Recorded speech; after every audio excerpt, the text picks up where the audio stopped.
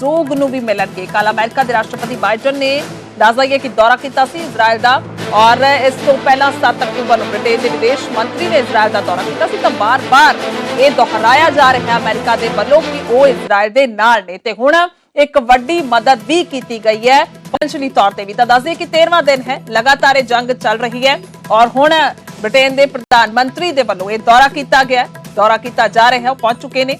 ਤਾਂ ਸਿੱਧੇ ਤੌਰ ਤੇ ਇਸ ਵੇਲੇ ਦਾ ਜ਼ਿਕਰ ਕੀਤਾ ਜਾਵੇ ਤਾਂ ਉੱਥੇ ਲੈਬਨਾਨ ਦੇ ਵਿੱਚ ਹਿਜ਼ਬੁੱਲਾ ਦੇ ਠਿਕਾਣਿਆਂ ਤੇ ਵੀ ਹਮਲਾ ਹੋਇਆ ਹੈ। ਤਾਂ ਇਹ ਜੰਗ ਲਗਾਤਾਰ ਜਾਰੀ ਹੈ ਔਰ ਵੱਡੀ ਗਿਣਤੀ ਦੇ ਵਿੱਚ ਲੋਕਾਂ ਦੇ ਰੋਜ਼ਾਨਾ ਮਾਰੇ ਜਾਣ ਦੀ ਖਬਰ ਹੈ। ਤਾਂ ਇਹ ਜ਼ਿਆਦਾ ਅਸੀਂ ਕਹਿ ਲਈਏ ਕਿ ਇਸ ਵੇਲੇ ਮਸਲਾ ਜ਼ਿਆਦਾ ਪੱਕਿਆ ਹੈ ਕਿਉਂਕਿ ਮੰਗਲਵਾਰ ਤੇ ਬੁੱਧਵਾਰ ਦੀ ਰਾਤ ਨੂੰ ਜੋ ਹਮਲਾ ਹਸਪਤਾਲ ਦੇ ਵਿੱਚ ਗਾਜ਼ਾ ਪੱਟੀ ਤੇ ਹੋਇਆ, 500 ਲੋਕ ਉਸ ਦੇ ਵਿੱਚ ਇੱਕ ਝਟਕੇ ਦੇ ਵਿੱਚ ਮਾਰੇ, ਜਿਸ ਤੋਂ ਬਾਅਦ ਹਾਲਾਤ ਜ਼ਿਆਦਾ ਖਰਾਬ ਹੋਏ ਨੇ। ਹਾਲਾਂਕਿ ਹਮਾਸ ਦਾ ਕਹਿਣਾ ਸੀ ਕਿ ਇਹ ਜਿਹੜਾ ਨੁਕਸਾਨ ਹੋਇਆ ਹੈ, ਜਾਨੀ ਨੁਕਸਾਨ, ਤਾਂ ਇਜ਼ਰਾइल ਦੇ ਵੱਲੋਂ ਅਟੈਕ ਦੇ ਵਿੱਚ ਹੋਇਆ ਹੈ। ਪਰ ਉਸ ਤੋਂ ਬਾਅਦ ਜਦੋਂ ਜਾਂਚ ਹੋ ਰਹੀ ਹੈ, ਕਹਿ ਲਈਏ ਕਿ ਕੁਝ ਰਿਪੋਰਟ ਸਾਹਮਣੇ ਆਈਆਂ ਤਾਂ ਉਸ ਤੋਂ ਬਾਅਦ ਸਾਫ਼ ਹੋਇਆ ਕਿ ਹਮਾਸ ਦੇ ਵੱਲੋਂ ਹੀ ਇਹ ਹਮਲਾ ਹੋਇਆ, ਜਿਸ ਦੇ ਵਿੱਚ ਲੋਕਾਂ ਦੀ ਮੌਤ ਹੋਈ ਹੈ। ਤਾਂ ਵੱਡੀ ਗਿਣਤੀ ਦੇ ਵਿੱਚ ਇਹ ਲੋਕਾਂ ਦੀ ਮੌਤ ਹੋਈ ਹੈ। ਤਾਂ ਅਮਰੀਕਾ ਦੇ ਵੱਲੋਂ ਦੱਸ ਦਈਏ ਕਿ ਵੱਡੀ ਮਦਦ ਜਿਹੜੀ ਹੈ ਉਹ ਕੀਤੀ ਜਾ ਰਹੀ ਹੈ ਔਰ $100 ਮਿਲੀਅਨ ਦੀ ਮਦਦ ਦਾ ਵੀ ਭਰੋਸਾ ਰਾਸ਼ਟਰਪਤੀ ਅਮਰੀਕਾ ਦੇ ਕੇ ਆਏ ਸਨ ਇਜ਼ਰਾइल। ਔਰ ਉਸ ਤੋਂ ਬਾਅਦ ਹੁਣੇ ਪ੍ਰਧਾਨ ਮੰਤਰੀ ਦਾ ਦੌਰਾ बेहद अहमियत रखता है। बार बार अमेरिका दोहरा रहा है कि वो इजराइल दे नाल खड़ा है।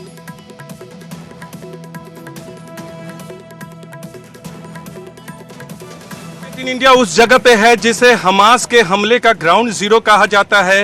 बेरी विलेज यानी बेरी किबुज, और बेरी किबुज में ही हमला किया था। एक साथ कई जगह हमला किया था, लेकिन आपको धमाके की आवाज़ सुनाई दे रही है। इजराइल सेना की तरफ से ये हमला किया।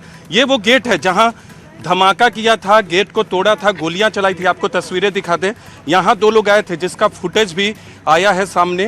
ये देखें, यहाँ उन्होंने हमला किया और उसकी तस्वीर है। यहाँ मैसेकर किया, यहाँ लोगों को मारा, यहाँ लोग जो लोग थे यहाँ सुरक्षा में, उन पर हमला किया। और यहाँ ये देख सकते हैं तस्वीर है, आगजनी की तस्वीर है। और ये मुझे लगता है यहाँ पूरी किस तरह से ये कारतूस देखे, इस तरह कितने कारतूस के साथ वो लोग आए थे। 70 से ज़्यादा मिलिटेंट्स यहाँ घुस गए थे और गांव के अंदर कत्लेआम मचाया था। ये तस्वीर देखिए, ये गोलियों के निशान, कैमरा पर्सन करम आपको दिखा रहे, गोलियों के निशान देखिए। यहाँ जो सुरक्षा कर्मी थे उनको मारा और यहाँ दरवाज़ा तोड़ के हत्या करके वो आगे निकल गए।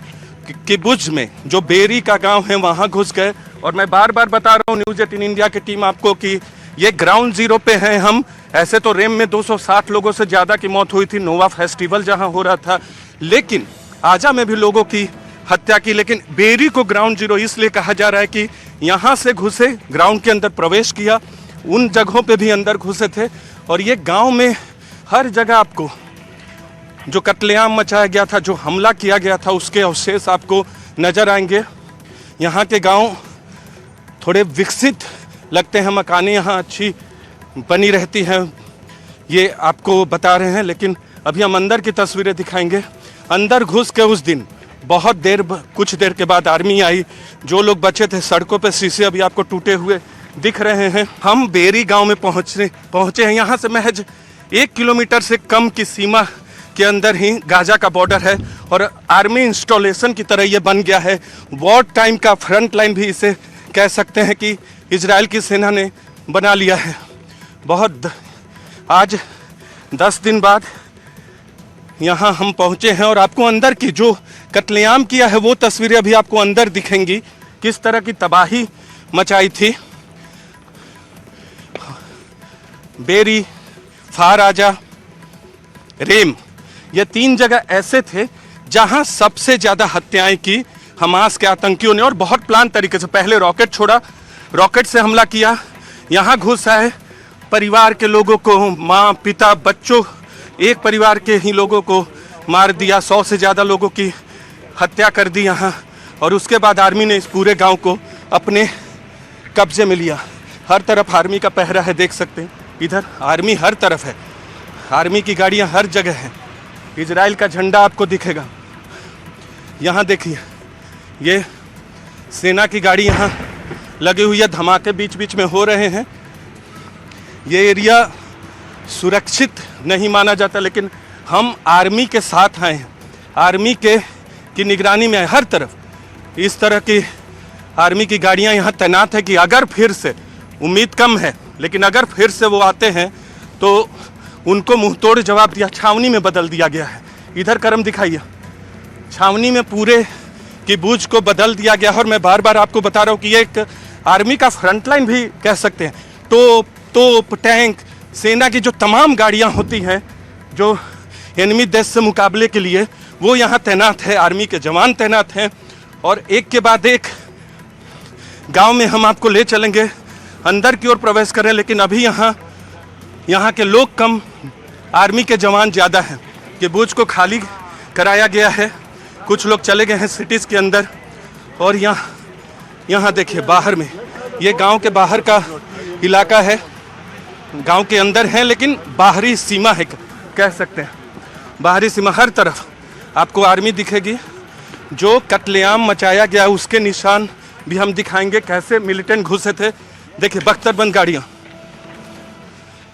अब ये गांव नहीं कह सकते, किबुज नहीं, एक छावनी है। 7 अक्टूबर को सुबह 6:30 बजे जब हमास के आतंकी घुसे तो किसी को इल्म भी नहीं था कि इतने बड़े हमले को अंजाम देंगे जो कि मिडिल ईस्ट, मध्य पूर्व का रुख बदल देगा।